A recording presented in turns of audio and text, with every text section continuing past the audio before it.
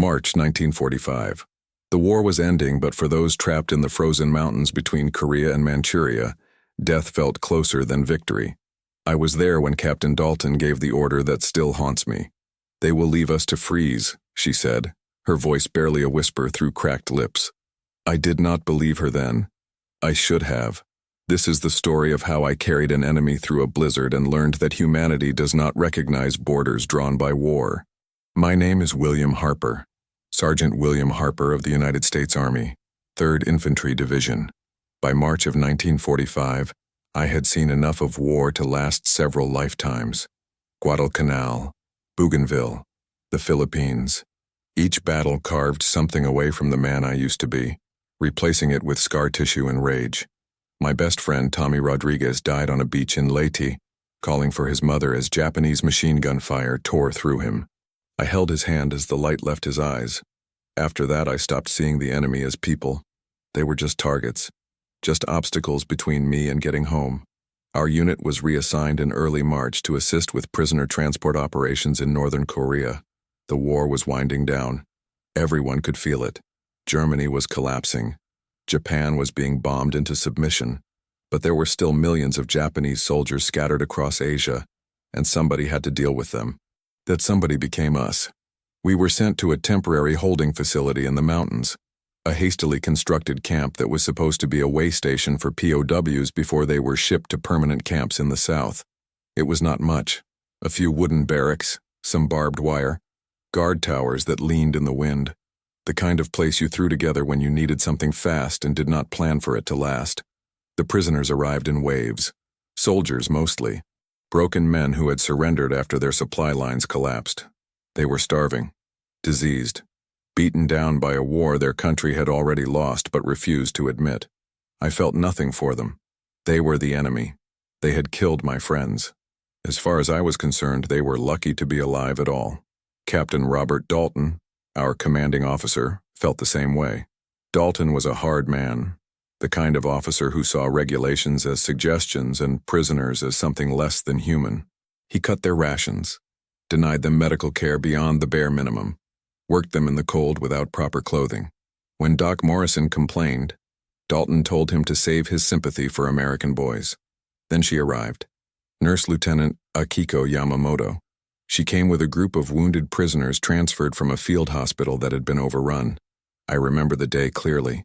It was snowing lightly, the kind of soft snow that makes everything look peaceful even when it is not. The trucks rolled in and we started unloading the prisoners. Most were men on stretchers, missing limbs, wrapped in bloody bandages. And then I saw her. She was small, even by Japanese standards. Her uniform was torn and filthy. Her face was gaunt from hunger, but her eyes were alert, intelligent, defiant. She was helping the wounded men off the trucks, supporting them even though she looked like she could barely stand herself. "What is she?" I asked Tommy Nakamura. Private Nakamura was our translator, a Nisei from California whose family had been sent to internment camps while he fought for the country that imprisoned them. He spoke to one of the prisoners, then turned to me. "She is a nurse, Army Nurse Corps. She has been treating wounded since Iwo Jima." I felt a strange twist in my gut. Iwo Jima. That was where my cousin died. This woman might have been on that island when he was killed. Might have been treating the men who killed him. "Get her to the medical barracks," I said, my voice colder than the wind. "Doc can figure out what to do with her." Doc Morrison was different from the rest of us. He was older, maybe 40, with gray in his hair and a gentleness that war had not managed to beat out of him. He had been a small-town doctor in Iowa before the war. The kind of man who delivered babies and set broken bones and knew everyone in town by name. He treated the prisoners like patients, not enemies. It drove Dalton crazy. When Akiko arrived at the medical barracks, Doc was treating a Japanese soldier with frostbite. He looked up, saw her, and his face softened. "You are a nurse," he said. It was not a question. She nodded slowly, wary. "Good. I need help. There are too many wounded and not enough hands." That was how it started. Doc put her to work. At first, the other prisoners did not know what to make of it. A woman, an officer, working alongside an American doctor. But she was good. Even I could see that. She moved with efficiency and grace, her hands steady even when dealing with horrific wounds. She did not speak much English, but medicine has its own language. Doc would point, and she would understand. He would hand her an instrument, and she would know what to do with it. Within days, they had developed a rhythm. Within a week, Doc was telling anyone who would listen that she was the best nurse he had ever worked with. I tried to ignore her. I had my duties. Guard rotations, prisoner counts, making sure the fence was secure. But the camp was small, and it was impossible not to notice her. She was always working, always helping. Even when she was not in the medical barracks, she was moving among the other prisoners, checking on them, rationing out what little food they had to make sure the weakest got enough. There was a quiet dignity to her that I found unsettling. It was easier when the enemy was faceless, when they were just soldiers shooting at you. But watching her tend to a dying man, holding his hand and whispering what I assumed were prayers, made it harder to maintain that wall of hate. March in those mountains was brutal. The days were cold. The nights were colder. We had heaters in our barracks and enough blankets. The prisoners had neither. Dalton said it was not his problem. They should have thought about that before they started a war. Doc argued with him constantly. These men are protected under the Geneva Convention, Doc said during one heated exchange. They are entitled to the same medical care and conditions as our own troops. Dalton laughed. The Geneva Convention? You think the Japs followed the Geneva Convention when they were bayoneting nurses in Manila? When they were starving our boys on the Bataan Death March? They get what they get, Morrison. Be grateful I am giving them that much. I was standing guard duty the night everything changed. It was March 15th. The temperature had been dropping all day, and by nightfall it was well below freezing. The wind had picked up, howling through the mountains like something alive and angry. I was in one of the guard towers, wrapped in every layer I owned, and I was still cold. I could see my breath in thick clouds. My fingers were numb even inside gloves. I kept thinking about the prisoners in their barracks. Thin wooden walls, no heat, threadbare blankets. I told myself I did not care. They were the enemy, but Doc's words kept echoing in my head. They are protected under the Geneva Convention. Around midnight the snow started. Not the gentle snow from earlier in the week. This was different. Heavy, thick flakes that came down so fast you could barely see 10 feet in front of you. Within an hour, the wind had turned it into a full blizzard. I had grown up in Minnesota. I knew what a bad storm looked like. This was worse than bad. This was deadly. I finished my shift and reported to Captain Dalton. Sir, we need to do something about the prisoners. This storm is going to kill them. Dalton looked at me like I had suggested we give them our own beds. They will be fine, Sergeant. They are used to hardship, that is all he said. They will be fine. By morning, 3 prisoners were dead from hypothermia. Doc found them when he went to check on the wounded. They had frozen to death in the night, huddled together trying to share warmth that did not exist. He stormed into Dalton's office, and I could hear them shouting from across the camp. "This is murder," Doc yelled. "You are killing these men as surely as if you shot them." Dalton's response was cold and measured. "They are enemy combatants, Morrison. If they die, they die. My responsibility is to my men, not to theirs. File your complaint with command if you want. But until I get orders otherwise, nothing changes." The storm did not let up. If anything, it got worse. By the second day, visibility was near zero. The temperature had dropped to what felt like 20 or 30 below. We could not get supplies in. We could not get anyone out. We were trapped. And the prisoners were dying. Doc worked around the clock trying to save them, and Akiko worked beside him. I started spending more time in the medical barracks, telling myself it was just to keep warm, but really it was to watch them work. There was something almost sacred about it. The way they moved together, the way they fought for every life, regardless of whose side that life had been on. On the third day, Private Nakamura translated a conversation between Doc and Akiko that I was not supposed to hear. She was asking about evacuation, about moving the most critical patients to somewhere warmer. Doc shook his head sadly. "The captain will not authorize it. He says we do not have the resources." Akiko's response, translated by Nakamura, was simple and devastating. "Then, they will leave us to freeze." It was the first time I heard those words. They hit me like a physical blow. She was right. Dalton was going to let them die. All of them. And there was nothing Doc could do about it. That night, I could not sleep. I lay in my bunk, listening to the wind scream outside, thinking about those words, "They will leave us to freeze." I thought about Tommy Rodriguez dying on that beach. I thought about my cousin on Iwo Jima. I thought about all the reasons I had to hate the Japanese. And then I thought about Akiko, holding the hand of a dying soldier, whispering prayers in a language I did not understand. I thought about the 3 men who had frozen to death because our captain decided their lives did not matter. Somewhere in the darkness of that barracks, something shifted inside me. Maybe it was exhaustion. Maybe it was guilt. Maybe it was just the first crack in a wall I had built too high and too strong. The 4th day of the storm brought a crisis. One of the prisoner barracks partially collapsed under the weight of the snow. 12 men were trapped inside. We dug them out, but 4 were badly injured. Doc was overwhelmed. He needed help, and the only person qualified to give it was Akiko. But she was trapped in the prisoner medical barracks with no way to get across the camp. The storm was too severe. Dalton refused to authorize anyone to escort her. Too dangerous, he said. We cannot risk American lives for enemy wounded. Doc exploded. She is a medical officer. She is protected under international law. You have to let her help. Dalton's answer was final. No, I do not know what made me do it. Maybe it was the look on Doc's face. Maybe it was knowing that men were dying who did not have to. Maybe I was just tired of being the kind of person who could stand by and let it happen. I will get her, I said. Dalton turned to me, his face red. You will do no such thing, Sergeant. That is an order. I looked at him for a long moment. Then I looked at Doc. Then I walked out into the storm. I heard Dalton shouting behind me, but the wind swallowed his words. I was already gone. The prisoner medical barracks was maybe 200 yards from where I was. In normal conditions, that was a 2-minute walk. In the blizzard, it might as well have been 2 miles. The snow was waist-deep in places. The wind was so strong it knocked me sideways. I could not see, could not hear, could barely breathe. I tied a rope around my waist and secured it to the building I was leaving, playing outline as I went.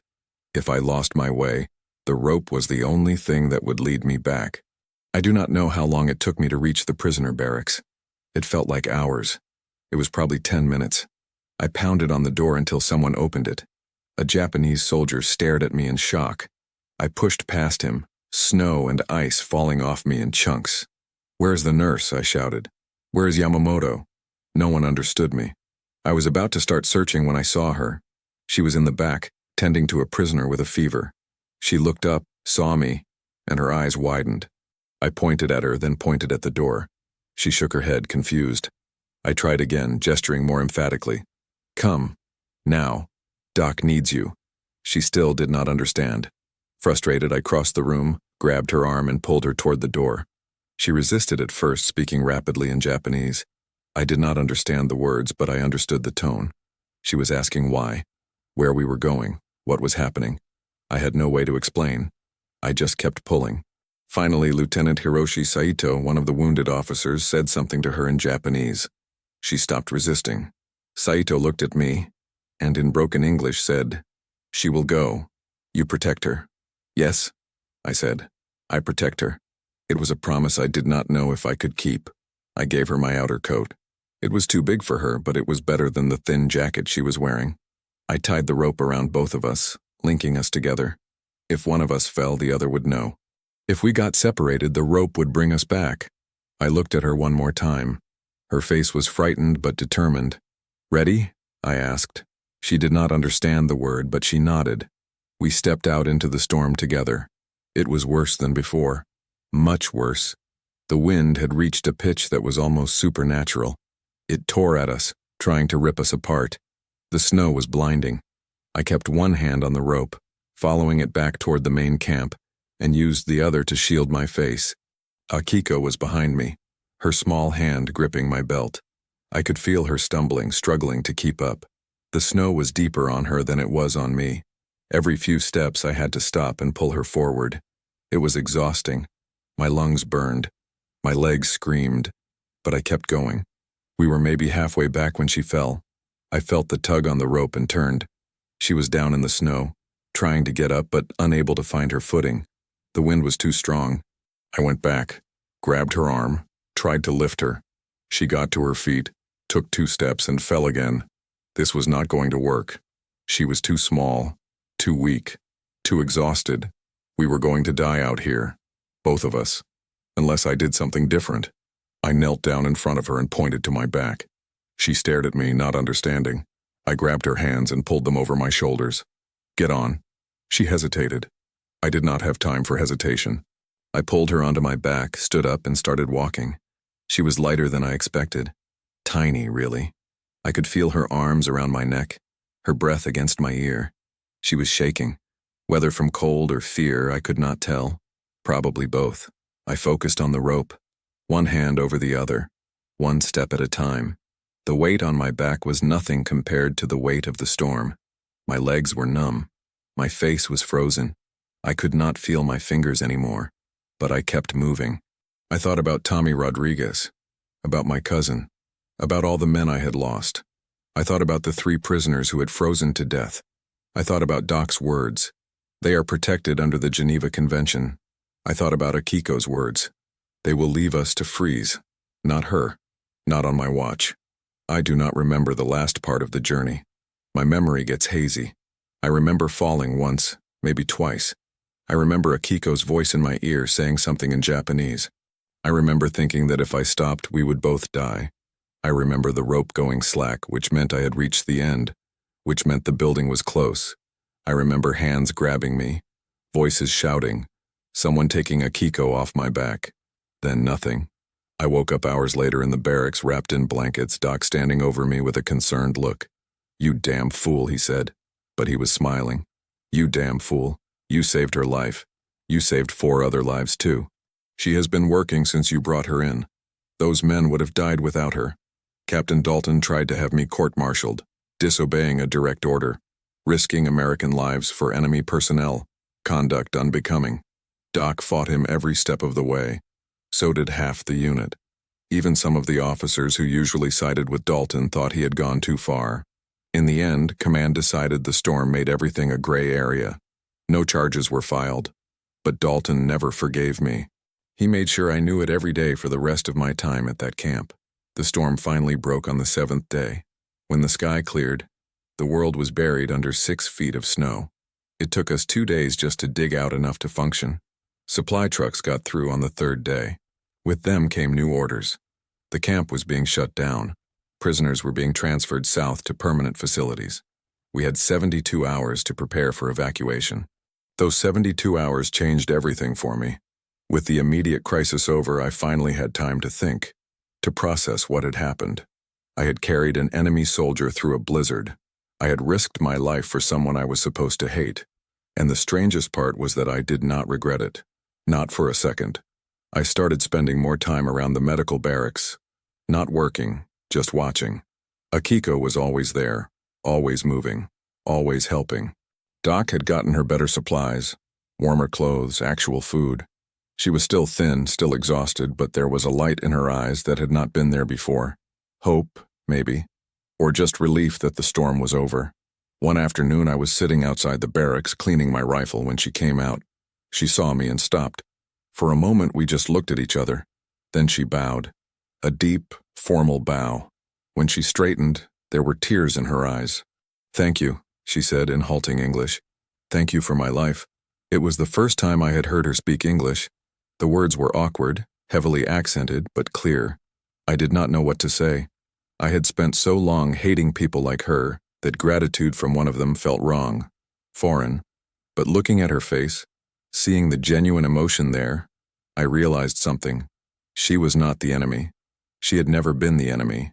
She was just a person, a nurse, someone trying to save lives in the middle of a war she probably never wanted. Just like Doc. Just like me, in a way. "You are welcome," I said finally. The words felt inadequate, but they were all I had. Over the next 2 days, I learned more about her. Private Nakamura translated when she wanted to say something more complex than her limited English allowed. She was from Kyoto. She had been a nursing student when the war started. The army conscripted her in 1943. She served in field hospitals across the Pacific. Saipan, Guam, Iwo Jima. She had seen horrors I could barely imagine. Watched friends die. Treated wounds that had no hope of healing. She had been captured on Iwo Jima when her hospital was overrun. She thought the Americans would kill her. Instead, they sent her to a POW camp. She did not know if her family was alive. Kyoto had been bombed. She had not heard from them in over a year. Her story made me think about my own. I was from a small town in Minnesota. I had been working at my father's hardware store when Pearl Harbor happened. I enlisted the next day. I thought it would be an adventure. I thought I would be a hero. I did not think about what war actually meant until I was in it. Until I saw my friends die. Until I killed my first enemy soldier and realized he was just a scared kid like me. War takes everything soft and human and burns it away until all that is left is survival. But sitting there listening to Akiko's story, I felt some of that softness coming back. It hurt, like blood returning to a frozen limb. But it was a good hurt. A human hurt. The day before the evacuation, Doc pulled me aside. "I need to ask you something," he said. "It is about Yamamoto." "What about her?" I asked. Doc hesitated, choosing his words carefully. "She is terrified of being sent to one of the big camps. She has heard stories about how prisoners are treated, about the conditions. She thinks she will die there." I did not know what to say. The stories were probably true. The big POW camps were overcrowded, undersupplied, brutal places. For a woman, it would be even worse. "What do you want me to do?" I asked. Doc looked at me intently. "I am putting in a request to have her assigned as my medical assistant, permanently. But I need someone to vouch for her. Someone who can testify that she is trustworthy, that she will not be a security risk. Will you do it?" I thought about it for maybe 2 seconds. "Yes, I will do it." Doc smiled, relieved. "Thank you, Will. You are a good man." I am not sure I believed him, but I appreciated the sentiment. I wrote the letter that afternoon. It was not eloquent. I was not good with words. But I was honest. I described how she had worked tirelessly to save lives, how she had shown compassion and skill under impossible conditions, how she had earned the respect of everyone in the medical unit. I described carrying her through the storm, though I left out the part about disobeying Dalton's orders. I ended by saying that if America stood for anything, it stood for recognizing humanity even in our enemies. It felt like the kind of thing Tommy Rodriguez would have said. I hoped it was enough. The evacuation happened on schedule. Trucks rolled in at dawn. Prisoners were loaded up, counted, checked against manifests. It was chaos. Controlled chaos, but chaos nonetheless. I was helping with the loading when I saw Akiko being led toward one of the trucks heading south. My heart sank. Doc's request had not gone through. She was being sent to the camps after all. I started to move toward her, not sure what I was going to do, but knowing I had to do something. Then Captain Dalton stepped in front of me. "Let it go, Sergeant. She is not your problem anymore." I looked past him at Akiko. She saw me. Our eyes met. She smiled sadly, as if she had expected this, as if she had known all along that hope was a luxury prisoners could not afford. Then Doc came running up, waving a piece of paper. "Stop that truck. Stop it right now." The truck stopped. Doc was out of breath, his face red from running. "I have authorization. She is assigned to me. Medical assistant. Permanent assignment." "Show me," Dalton said, his voice dripping with skepticism. Doc handed him the paper. Dalton read it slowly, his jaw tightening with each line. When he finished, he looked at Doc with pure hatred. "This is a mistake, Morrison. Mark my words. She will betray you the first chance she gets." Doc took the paper back. "That is my risk to take, Captain. Now, if you will excuse me, I need to collect my assistant." He walked to the truck, helped Akiko down, and led her back toward the medical barracks. She looked back at me once. This time, her smile was different, hopeful, grateful, alive. I did not see much of Akiko after that. Our unit was reassigned a week later, sent south to help with occupation duties in Korea. Doc and his medical team stayed behind to close down the camp and transfer the remaining wounded. We said our goodbyes the night before I left. Doc shook my hand. "You did a good thing, Will. Do not let Dalton or anyone else tell you different. What you did out in that storm, that was what we are supposed to be fighting for. Humanity, decency, the idea that every life matters." I wanted to believe him. I wanted to think that what I did meant something, but I was still a soldier, still had a war to finish, still had brothers in arms who had died hating the enemy. It was not that simple. Before I left, Akiko found me. She had something in her hand, a small origami crane folded from a scrap of paper. She held it out to me. In Japan, we believe 1,000 cranes bring a wish. I have only paper for one. But I wish for you. I wish you go home safe. I wish you find peace. I wish you remember that enemies can become friends. I took the crane carefully. It was delicate, intricate, beautiful. Thank you, I said. I will keep it. Always. She bowed again. Goodbye, Sergeant Harper. You saved my life. I will not forget. I wanted to say something profound, something that would capture everything I was feeling.